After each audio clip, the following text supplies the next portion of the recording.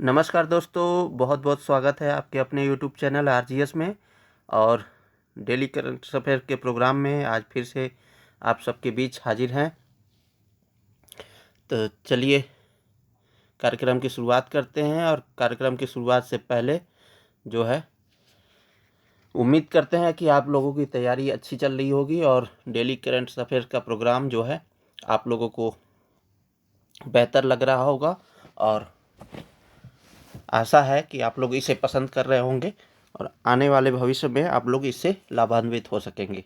चलिए बढ़ते हैं अगले प्रश्न की ओर, पहले प्रश्न की ओर। तो आज का पहला प्रश्न आप लोगों के लिए हाल ही में चर्चा में रहा स्फेरेक्स का क्या है। तो ये आर्टिफिशियल इंटेलिजेंस सिस्टम है, टेलीस्कोप है, साइबर सुरक्षा प्लेटफॉर्म है, या इनमें से कोई नहीं है। तो ये एक टेलीस्कोप है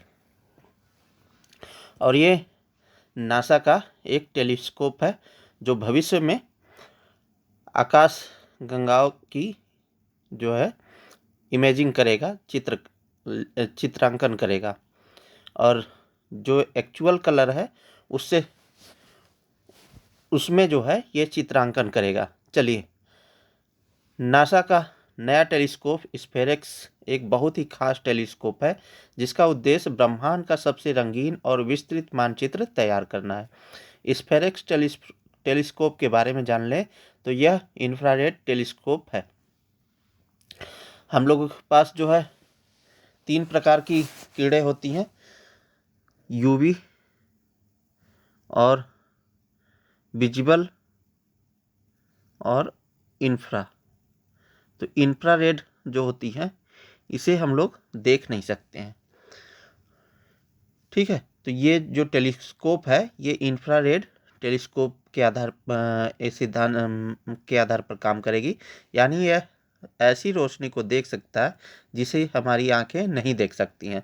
यह टेलीस्कोप ब्रह्मांड के बहुत बड़े हिस्से को देखेगा और वहां से डेटा इकट्ठा करेगा। स्फेरेक्स टेलीस्कोप अपने 2 साल के मिशन के दौरान 1 बिलियन आकाशगंगाओं या और 100 मिलियन सितारों और 10,000 क्षुद्र ग्रहों की तस्वीरें लेगा। इसके द्वारा ली गई तस्वीरें और जानकारी हमें नए तारे, आकाशगंगाएं और ग्रह देखने में मदद करेंगी जो अभी तक हमें दिखाई नहीं देती हैं।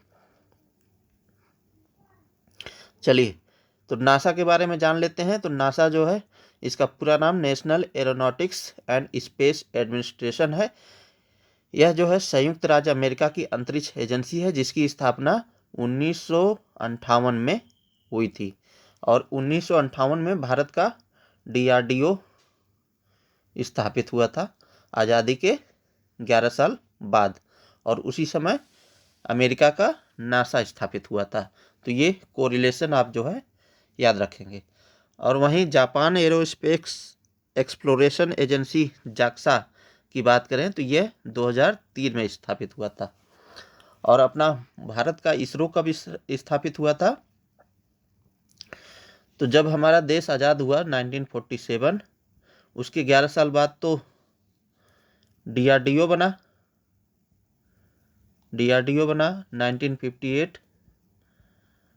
और उसके 11 साल बाद जो है 1969 में इसरो बना, इंडियन स्पेस रिसर्च ऑर्गेनाइजेशन, ठीक है, जिसका मुख्यालय बेंगलुरु में है।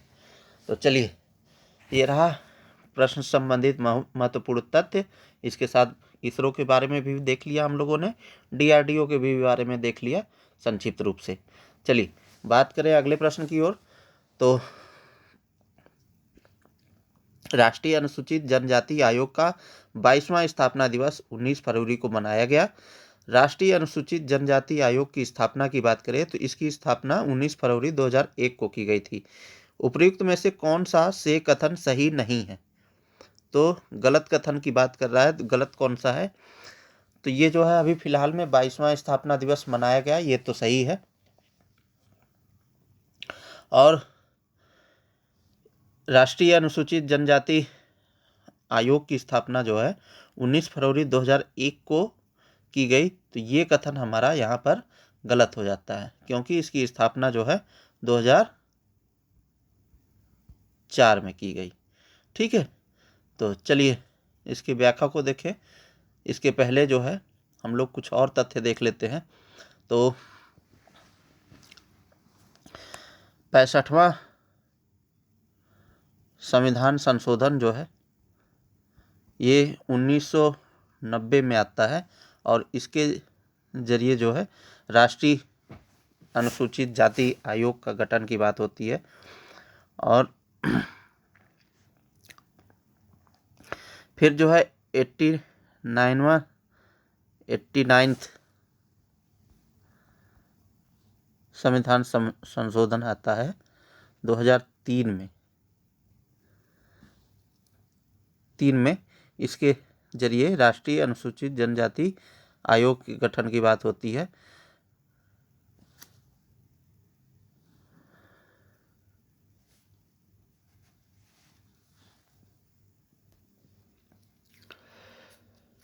तो यहाँ पर जो है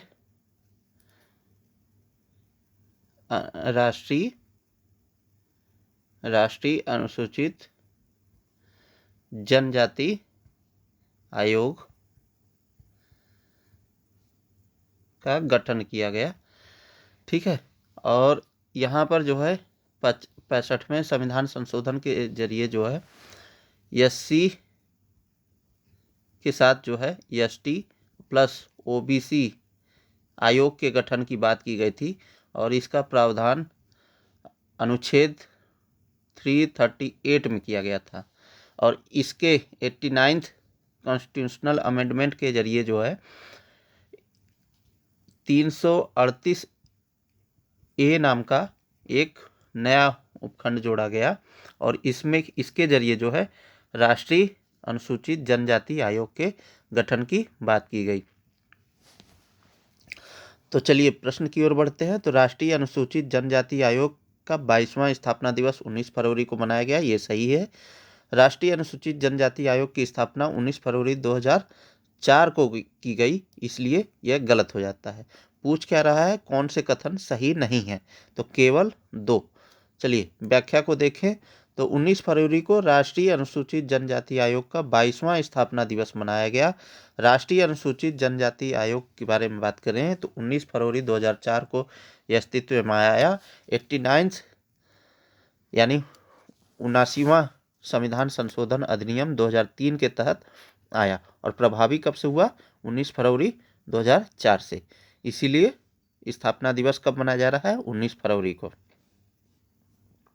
और यह जो है एक संवैधानिक निकाय है, इसका मुख्यालय जो है नई दिल्ली है। इसके कार्यकाल की बात करें तो कार्यकाल का अध्यक्ष, उपाध्यक्ष और अन्य सदस्य 3 वर्ष अवधि के लिए चुने जाते हैं। तो कितने वर्षों के लिए चुने जाते हैं? 3 वर्ष के लिए। ये सभी 2 से अधिक कार्यकालों के लिए नियुक्ति के पात्र नहीं होंगे, यानी मैक्सिमम 2 कार्यकाल के लिए चुने जा सकते हैं। इनके कार्यों की बात करें तो जनजातियों के अधिकारों की रक्षा, सुझाव और सिफारिशें देना, समाज में जागरूकता फैलाना होता है।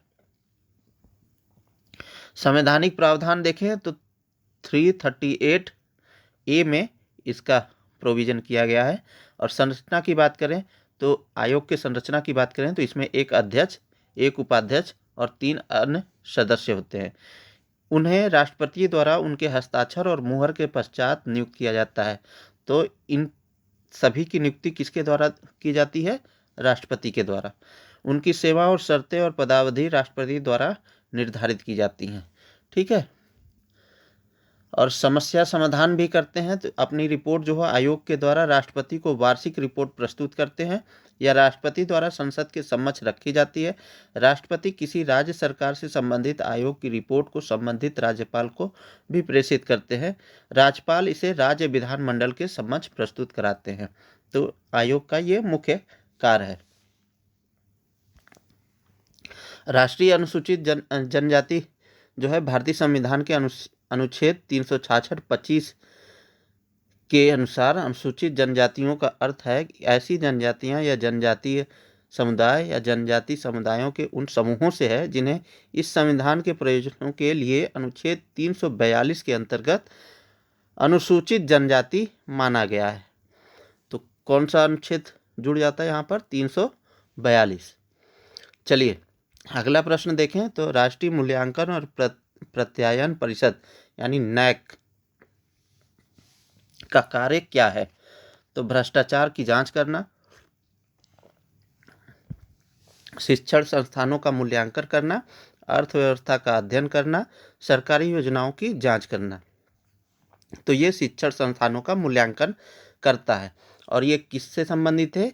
ये उच्च शिक्षण संस्थानों के लिए, उच्च शिक्षण संस्थानों के लिए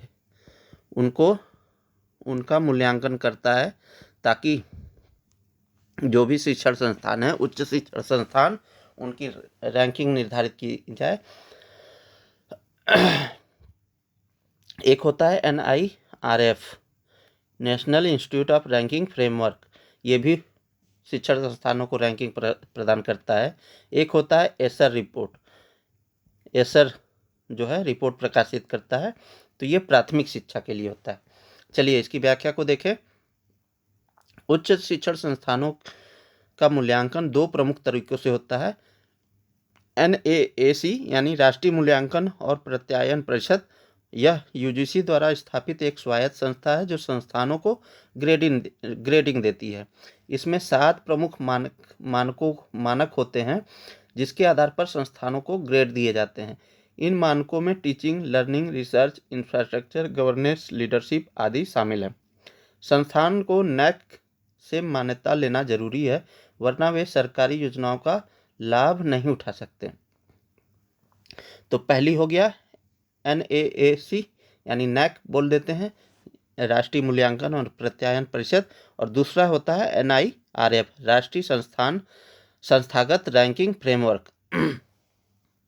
तो राष्ट्रीय संस्थागत रैंकिंग फ्रेमवर्क यानी NIRF वर्ष 2015 में भारत सरकार के शिक्षा मंत्रालय द्वारा शुरू की गई एक रैंकिंग प्रणाली है, इसमें संस्थानों की ranking teaching, research, graduation outcome और पीयर परसेप्शन जैसे मानकों के आधार पर तैयार की जाती है।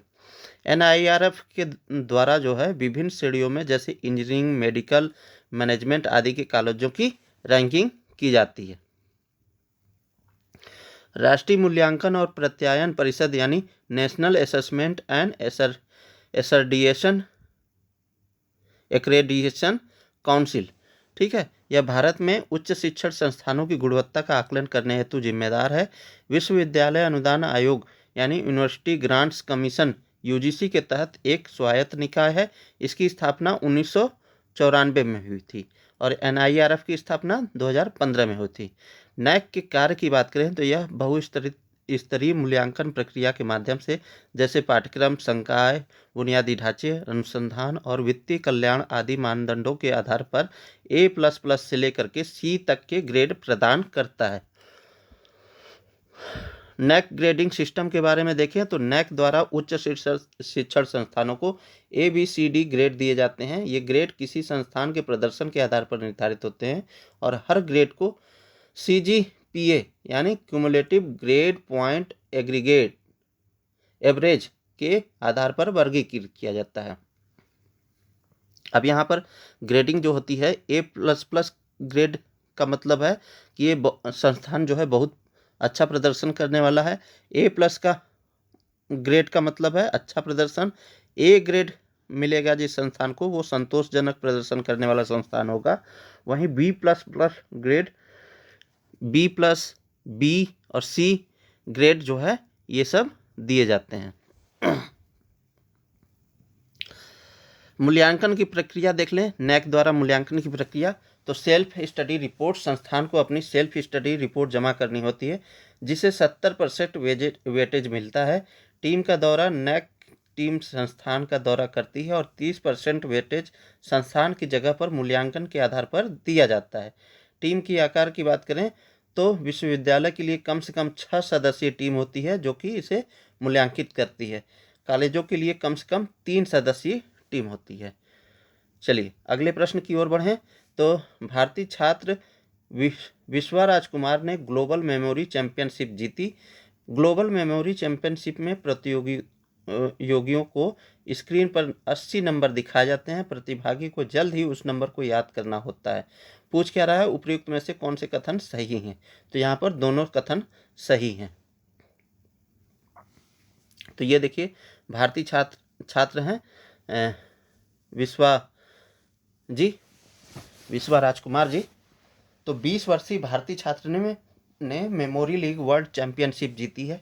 विश्वा राजकुमार को 13.50 सेकंड में 90 यादृच्छिक संख्याओं के क्रम को याद करने और 8.40 सेकंड में 3 छवियों को याद करने के लिए सम्मानित किया गया है। मेमोरी लीग वेबसाइट के अनुसार राजकुमार 5000 अंकों के साथ नंबर 1 पर हैं।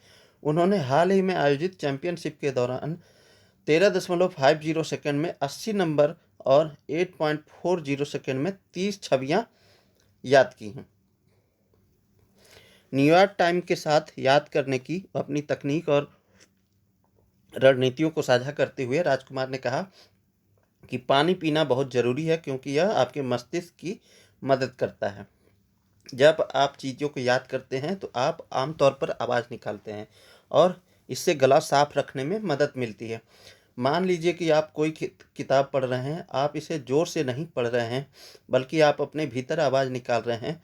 अगर आप बहुत ज़्यादा पानी नहीं पीते हैं तो आपकी गति थोड़ी कम होगी। अगर आप बहुत ज़्यादा पानी पीते हैं तो यह ज़्यादा से ज़्यादा साफ होगा और आप इसे तेज़ी से पढ़ सकते हैं। मेमोरी लीग वर्ल्ड चैंपियनशिप एक गहन ऑनलाइन प्रतियोगिता है। इस प्रतियोगिता के दौरान प्रतियोगियों को स्क्रीन पर 80 नंबर दिखाए जाते हैं। प्रतिभागी को जल्द से जल्द उन सभी नंबरों को याद करना होता है। ठीक है, तो भारतीय छात्र विश्वा राजकुमार ने जीता है। कार्बन बॉर्डर एडजस्टमेंट मैकेनिज्म का संबंध किससे है? तो ये यूरोपीय संघ, अफ्रीकी संघ, नाटो, इनमें से कोई नहीं। तो ये जो है यूरोपीय संघ से है। व्याख्या को देखें तो कार्बन बॉर्डर एडजस्टमेंट मैकेनिज्म यानी CBAM यूरोपीय संघ का नया उपाय है। CBAM क्या है? तो कार्बन बॉर्डर एडजस्टमेंट मैकेनिज्म जो है यूरोपीय संघ द्वारा 2021 में पेश किया गया एक नया व्यापारिक उपाय है। इसके तहत यूरोपीय संघ में 2026 से सीमेंट, स्टील और अन्य कार्बन गहन उत्पादों के आयात पर एक शुल्क लगाया जाएगा। यह शुल्क उस उत्पाद के उत्पादन में उत्पन्न होने वाले कार्बन उत्सर्जन के आधार पर तय किया जाएगा। बात करें तो ये कैसे काम करता है, तो CBAM के तहत यूरोपीय संघ के आयातकों को कार्बन क्रेडिट खरीदने होंगे। जैसे कि यूरोपीय संघ में अगर यह उत्पादन स्थानीय रूप से निर्मित हुआ होता हो तो उस पर जो कार्बन मूल्य लगाया जाता है वैसा ही शुल्क उसे देना पड़ता है। ये प्रमाण पत्र यूरोपीय संघ के कार्बन क्रेडिट बाजार में नीलामी की कीमतों के हिसाब से खरीदे जाएंगे। हर साल उत्पादन की मात्रा और उसमें समाहित कार्बन उत्सर्जन के आधार पर यह आवश्यक प्रमाण पत्रों की संख्या तय की जाती है। CBAM का उद्देश्य की बात करें तो CBAM मुख्य उद्देश्य जो है 2030 तक जो है जनवरी 2026 से लागू होगा। CBAM कब से लागू हुआ? 2026 से तक लागू हुआ और इसका उद्देश्य 2030 तक यूरोपीय संघ के ग्रीन हाउस गैस उत्सर्जन को 1990 के स्तर से 55% तक कम करना है। यह यूरोपीय संघ को कार्बन उत्सर्जन कम करने के अपने लक्ष्यों को पूरा करने में मदद करेगा और साथ ही कार्बन की उच्च उत्सर्जन वाली वस्तुओं के आयात को भी नियंत्रित करेगा। CBAM का महत्व क्या है? तो CBAM से वैश्विक स्तर पर पर्यावरणीय दृष्टिकोण से बदलाव आएगा। यह उत्पादन प्रक्रिया में अधिक कार्बन उत्सर्जन करने वाले देशों के लिए एक तरह से वित्तीय दबाव बनाएगा, जिससे उन्हें अपने उत्पादन की प्रक्रिया को और अधिक पर्यावरण के अनुकूल बनाने के लिए प्रेरित किया जा सकेगा। तो मूल रूप से जो है कार्बन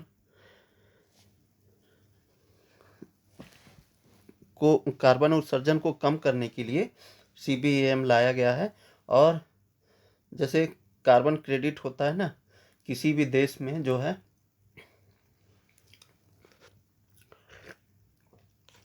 सपोज उत्पादन के गतिविधि में कम कार्बन उत्सर्जित हो रहा है तो वो उसे जो है कार्बन क्रेडिट दिया जाता है, और दूसरे द्वारा जो है दूसरे देशों द्वारा जब जब कार्बन का अधिक उत्सर्जन किया जाता है तो उस क्रेडिट को परचेज किया जाता है। तो परचेज करके वो बैलेंसिंग का काम करते हैं। चलिए आगे व्याख्या प्रश्न को देखें। तो अभी जो है हाल ही में फोर्ब्स महिला अरबपतियों की वैश्विक सूची 2025 में भारत की सावित्री जिंदल टॉप 10 में शामिल होने वाली एकमात्र भारतीय हैं। वहीं पहले स्थान पर एलिस वाल्टन है। तो उपयुक्त में से कौन से कथन सही हैं? पूछ क्या रहा है? सही कथन पूछ रहा है। तो यहाँ पर दोनों कथन सही हैं, क्योंकि दो फोर्ब्स महिला अरबपतियों की वैश्विक सूची में जो है सावित्री जिंदल को टॉप 10 में शामिल किया गया है, जो कि एकमात्र भारतीय हैं। और ये कौन से स्थान पर हैं? 7वें स्थान पर हैं। ठीक है। वहीं जो है पहले स्थान पर एलिस वाल्टन है, वॉलमार्ट के मालिक। चलिए व्याख्या को देखें। तो दुनिया का सबसे अमीर महिलाओं की सूची में केवल संपत्ति तक सीमित नहीं है, बल्कि यह प्रभाव, नवाचार और सामाजिक बदलाव का भी प्रतीक है, क्योंकि आधुनिक दौर में महिलाएं नेतृत्व के केंद्र में हैं और स्वयं को प्रभावशाली अरबपतियों के रूप में स्थापित कर रही हैं। फोर्ब्स मिलेनियर सूची 2024 के अनुसार पिछले वर्ष वैश्विक अरबपति आबादी में महिलाओं की हिस्सेदारी 13.3% थी। फरवरी 2025 तक दुनिया की 10 सबसे अमीर महिलाएं विभिन्न क्षेत्रों में अपने प्रभावशाली नेतृत्व के कारण उभर आई हैं। इनकी कुल संपत्ति 500 अरब डॉलर से अधिक है, जो पारंपरिक धारणाओं को तोड़ते हुए महिला नेतृत्व और वित्तीय सफलता की परिभाषा गढ़ रही हैं। अब ये देखिए प्रमुख 5 जो हैं लिस्ट हैं दुनिया की 10 सबसे अमीर महिलाएं, और यहाँ पर एलिस वाल्टन हैं जो कि वॉलमार्ट के मालिक हैं और पहले नंबर पर हैं। फ्रैंकोइस बेटनकोर्ट मेयर्स और परिवार लोरियल हैं। जूलिया कोच और परिवार हैं कोच इंडस्ट्री के, ये तीसरे नंबर पर हैं। जैकलिन मार्स जो हैं मार्क इंक के चौथे नंबर पर हैं। राफाएला अपोंटे डायमंड जो है ये 5वें नंबर पर है। आगे देखें। अच्छा यहाँ पर 10 देना चाहिए था, 5 ही दिया है। चलिए कोई नहीं, अगले सेशन में हम 5 और ऐड कर देंगे। अगला प्रश्न देखें। तो हाइपर लूप टेस्ट ट्रैक का विकास हाल ही में किसने किया है? तो IIT Madras, IIT Delhi, IIT Roorkee और इनमें से कोई नहीं। तो आईआईटी मद्रास ने किया है। अब हाइपर लूप क्या है? जैसे ये पटरी है रेल की, ठीक है, और इस पर ट्रेन गुजरनी है। ये ट्रेन है सपोज, और ये पहिया लगा है। तो जनरली क्या होता है, ये पहिया जो है पटरी पर चलती है, लेकिन यहाँ पर एक वैक्यूम क्रिएट किया जाएगा। इस एरिया में एक वैक्यूम क्रिएट किया जाएगा, और इससे क्या होगा कि ये यहाँ पर फ्रिक्शन कम होगा, और फ्रिक्शन कम होने की वजह से इसकी स्पीड जो है बहुत ज़्यादा रहेगी, लगभग 1 मैक के समान। तो बचपन में आप लोगों ने एरोप्लेन उड़ाया होगा कागज़ का बना करके, और जब हवा में उड़ाते होंगे तो तेज़ उड़ता होगा, वहीं ज़मीन पर घसीटते होंगे जब, तो वहाँ पर जो है स्लो चलता होगा। तो क्या होता था, फ्रिक्शन के कारण जो है कम दूरी तय करता था, जबकि हवा में ये ज़्यादा दूरी तय करता था। तो यहाँ पर फ्रिक्शन कम करना था। चलिए प्रश्न की व्याख्या को देखें। तो आईआईटी मद्रास जो है भारत जो है रेल मंत्रालय के सहयोग से, एक मिनट दोस्तों, तो यहाँ पर जो है ये आईआईटी मद्रास द्वारा जो है ये हाइपरलूप टेस्टिंग किया गया, और साथ ही साथ में इसमें सहयोग किसने किया? रेल मंत्रालय ने। इसका लक्ष्य है उच्च गति परिवहन प्राप्त करना है। चलिए आगे व्याख्या को देखें। तो हाइपरलूप तकनीक की विशेषताएं, गति जो है हाइपरलूप ट्रेनों की लगभग 1000 किलोमीटर प्रति घंटा की गति प्राप्त कर सकती है, जो विमान के समान है। इसमें वैक्यूम ट्यूबों का उपयोग किया जाता है, जिससे घर्षण और वायु प्रतिरोध समाप्त हो जाते हैं। ऊर्जा खपत की बात करें तो हाइपरलूप प्रणाली में ऊर्जा की खपत कम होती है, चूँकि घर्षण कम होगा तो एनर्जी लॉस कम होगा, और यह 24 घंटे चलने के लिए ऊर्जा भंडारण की सुविधा प्रदान करती है। मौसम प्रतिरोधी की बात करें तो यह प्रणाली मौसम से प्रभावित नहीं होगी और यात्रा के दौरान टकराव की संभावना नहीं होती है। हाइपरलूप ट्रैक का कार्य कैसे करता है, तो पाड और ट्यूब रहते हैं। हाइपरलूप में विद्युत चुंबकीय रूप से उत्तोलित होने वाला पाड होता है, जो एक निर्वात ट्यूब में यात्रा करता है, यानी मैग्नेट जो है उसमें बनाया जाता है। घर्षण कम हो इसके कारण जो है घर्षण और वायु प्रतिरोध समाप्त हो जाते हैं, इससे यात्रा में गति प्राप्त होती है। हाइपरलूप के इतिहास की बात करें तो मार्सेल जूफर, अब यहाँ पर मार्सेल जूफर का नाम इम्पोर्टेंट हो जाता है, स्विस प्रोफेसर थे, यानी स्वीडन के थे।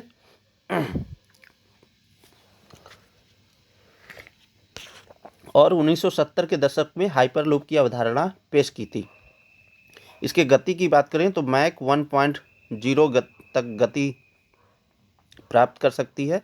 हाइपरलूप के माध्यम से पार्ट को मैक 1 की गति प्राप्त हो सकती है।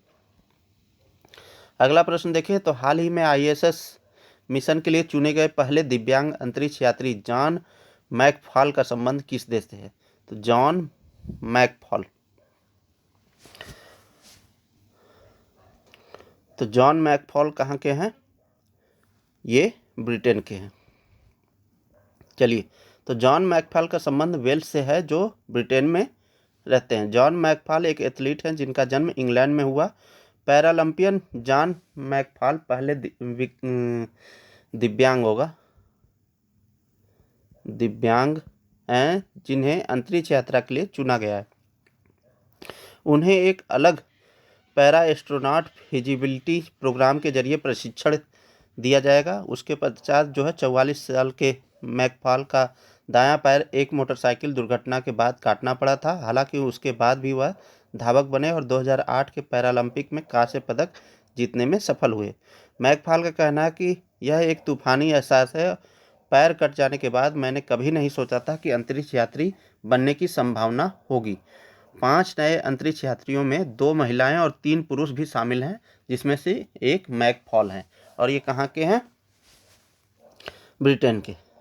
चलिए, वहीं आईएसएस यानी अंतर्राष्ट्रीय अंतरिक्ष स्टेशन एक बड़ा अंतरिक्ष स्टेशन है, जिसे 5 अंतरिक्ष एजेंसियों और उनके ठेकेदारों के सहयोग से निचली पृथ्वी की कक्षा में यानी लियो कक्षा में इकट्ठा किया गया और बनाए रखा गया है। यह पृथ्वी की सतह से 400 किलोमीटर ऊपर परिक्रमा करता है। चलिए, अब ये नया वायरस आ गया है। चीन के वुहान इंस्टीट्यूट द्वारा खोजे गए नए कोरोना वायरस HKU5-CoV-2 का संबंध किससे है, तो मुर्गी, सुअर, चमगादड़, चूहा, तो ये चमगादड़ है, ठीक है, और कोरोना वायरस की तरह ये भी वाहक है।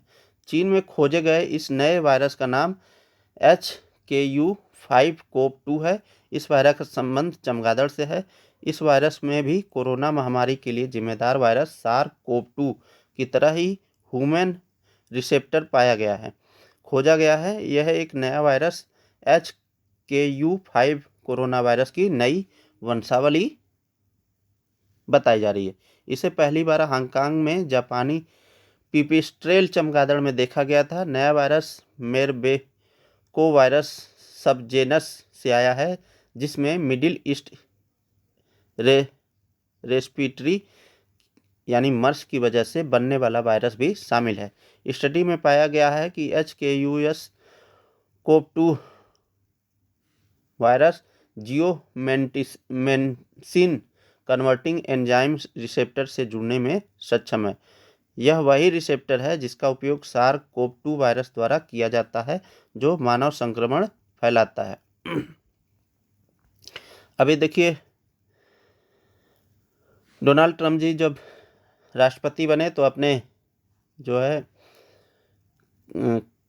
अधिकारियों की नियुक्ति जो है कर रहे हैं और उसी क्रम में जो है FBI के 9वें निदेशक के रूप में शपथ दिलाया है। किसे? जॉन पावेल, हर कुमार दास, तुलसी गबार्ड और काश पटेल। तो यहाँ पर काश पटेल को शपथ दिलाई है किसके रूप में? FBI के 9वें निदेशक के रूप में। तो भारतीय मूल के काश पटेल को FBI अर्थात फेडरेशन ब्यूरो ऑफ इन्वेस्टिगेशन का 9वां निदेशक नियुक्त किया गया है। उन्होंने क्रिस्टोफर रे की जगह ली है। तो किसकी जगह ली है? क्रिस्टोफर रे की। काश पटेल ने 2017 में ट्रंप प्रशासन के अंतिम कुछ हफ्तों में अमेरिका के कार्यवाहक रक्षा मंत्री के चीफ ऑफ स्टाफ के तौर पर काम किया था। फेडरल ब्यूरो ऑफ इन्वेस्टिगेशन संयुक्त राज्य अमेरिका की एक खुफिया एजेंसी है और कानून प्रवर्तन एजेंसी है। यह अमेरिकी न्याय विभाग की प्रमुख जांच शाखा है। FBI के कार्यों में संघीय क्षेत्राधिकार से जुड़े कई मामलों में तथा इकट्ठा करना व रिपोर्ट करना ये शामिल है। इसके अतिरिक्त कानून प्रवर्तन एजेंसियों को कानून प्रवर्तन में सहायता करना भी FBI का कार्य है। यही आतंकवाद रोधी प्रति खुफिया साइबर अपराध, अंतर्राष्ट्रीय और राष्ट्रीय स्तर पर संगठित अपराध, ड्रग और वित्तीय अपराधों जैसे मामलों की जांच भी FBI करता है। FBI का मुख्यालय की बात करें तो वाशिंगटन DC में है, जो J. एडगर हूवर बिल्डिंग में है और देश भर के सभी छोटे शहरों और नगरों में इसकी 400 से अधिक स्थानीय एजेंसियां भी मौजूद हैं। तो दोस्तों आज के लिए बस इतना ही। मिलते हैं नेक्स्ट वीडियो में। तब तक के लिए बहुत बहुत धन्यवाद आप सभी का वीडियो के साथ जुड़ने के लिए, और वीडियो को ज़्यादा से ज़्यादा जो है लोगों तक आप पहुंचाइए। साथ ही साथ आप अपना जो है शॉर्ट नोट्स बनाते रहें। जो अंडरलाइन करता हूं या जो भी पॉइंट सर्कल में घेरता हूं उसे ज़रूर आप शॉर्ट नोट्स में ऐड करें।